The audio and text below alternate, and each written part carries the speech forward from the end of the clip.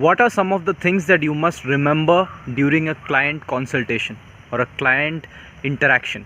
Basically, when you talk to a client and you're trying to convert them into your paying clients, right? When you're having a conversation. So this is something that we already talked about when we did the certification ACE. Like they say, right, the foundation of ACE is rapport. So if you have a good rapport with your client, that is your foundation. That's how everything starts. We know that for sure. Yeah. Now I'll share some of the things that you must know also in a practical level. Now whatever you saw in ACE, that was theory, right? What happens practically when you actually talk to a client? What are the things that you might experience? Based on that, I'm going to give you some of my tips. All right, not really tips, we are just going to discuss this, right? Okay, so the first thing that you must remember is, yes, for building a good rapport, first thing that you need to have between the two people is trust. We all know that. Until and unless I trust you, or until and unless I feel that you are here for my benefit and you're not just here to hard sell a product on my face, I'm not going to listen to you, right? No matter how ripped you are, no matter how knowledgeable you seem on the outside, I don't care, right? I'll not be in that state to listen to you attentively. So what do you do that? It's just like how you build, like for example, see, this is where I live. Like this is my village basically. So if I have to build something over here, I need to first create a boundary over here, right? Like without having a proper boundary, I will not be able to really set the things inside it. So how do you make that boundary? So that same boundary is applicable in your client as well. Like when you're conversing with your client, when you're talking to that client, that boundary has to be established. How do you do that? By actually saying that. Like while you're getting into a conversation, while let's say you are having that consultation call, right? Or you're having that consultation in a room, you're basically talking to that person. So before you begin the conversation, you must tell that person, okay, look, this is a consultation, what we are gonna have, what we are having right now, and be as transparent as possible. Okay, you have no idea the things that you can accomplish if you're just being honest, and if you're being straightforward, and if you're being frank. Most people think that it's not right to say that I'm going to sell something to you, because that is somehow bad. No, just be as transparent as possible, because that when you do that, you are setting a boundary. You know what the person now the person knows what to expect from you, or what is really happening over here. There is no mind games happening over here, right?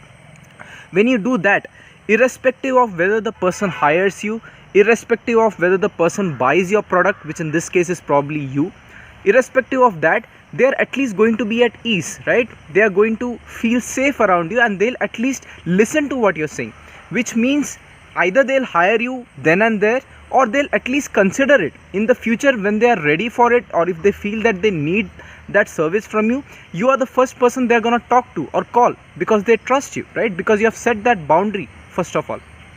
So tell them clearly, see, this is a consultation. Here, of course, I'm going to try to help out as much as possible. If I can give you something for free, I'll do that. Whether it is nutrition advice, whether it is lifestyle advice, or whether it is some exercises that I may have to suggest you, I'll do that. But understand that this is a consultation. So basically, I am trying to sell you something. I'm trying to sell personal training to you.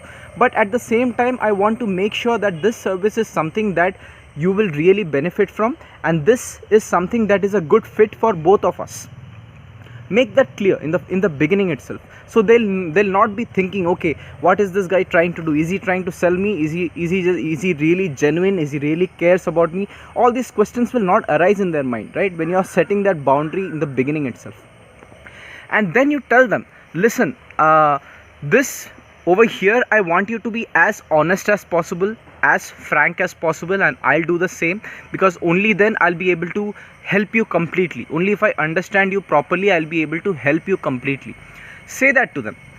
Tell them that this is a non-judgment zone, right? I'm not gonna judge you. You can, and whatever happens inside this room, whatever conversation we have right now, it is going to be just between us. It is going to be highly confidential, so you don't have to worry about it. Whatever we talk here, it's gonna stay between us. Now, you may think that these things are not that important and it's kind of understood, but no, when you actually say such things, it creates an impact. It makes the other person feel safe. It makes the other person feel like opening up more to you, right? So yeah, those are the two things that you first say. And then you can also tell them, okay, while you're talking, I may be making some notes, so that I totally understand what you're trying to say, and I'll also have some proof of what exactly that you're dealing with. I'll have some record of it. So you can say that also. And after this, you start with your questions. You start with okay, tell me what exactly your situation is or what you're going through right now, and then you shut up. Then you don't talk. After that, you just let them talk. Even if they are not able, even if they stop in between, don't try to break the silence. It's okay. We all know that silence in any conversation is a little uncomfortable, right? We feel like something weird. Don't try to get comfortable with that silence. Try to be quiet over there and just let them talk. Let them take everything out, right? So that's how you create that trust. That's how you build the rapport, or at least you set the foundation for a good rapport. And most importantly, that's when the other person feels like they are being listened to, like you actually care, and you're not just thinking about how to convince them to buy you or buy your product, right? You're actually talking to them.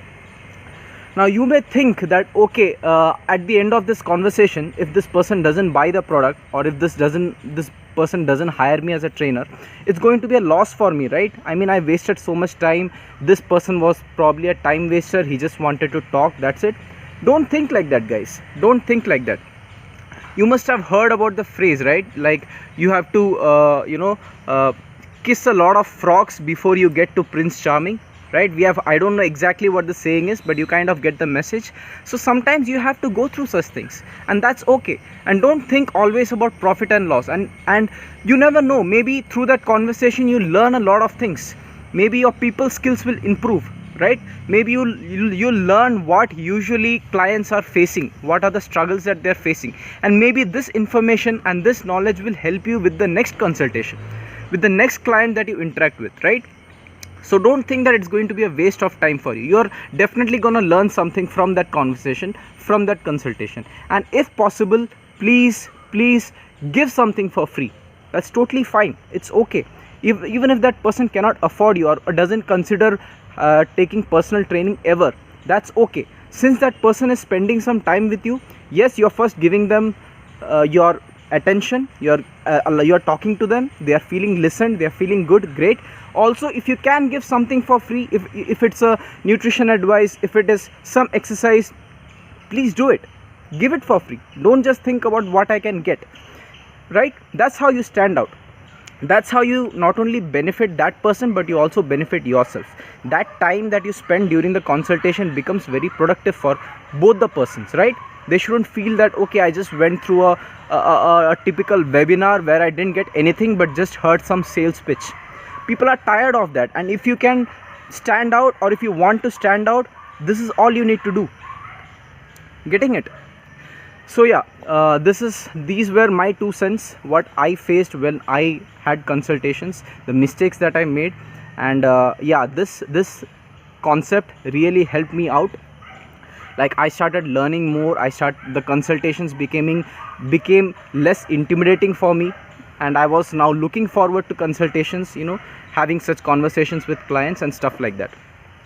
So try this out and let me know how it feels or how it goes. Okay, right now it's raining over here. That's why I'm standing under a banyan tree. The banyan leaves, as you can see, there are a lot of droplets here, and some dogs barking in the background. Alright guys, thanks for watching. You can always reach out to me on Instagram as athlete.sanju. I'll also put a link in the description below. Alright, see you guys. Bye bye.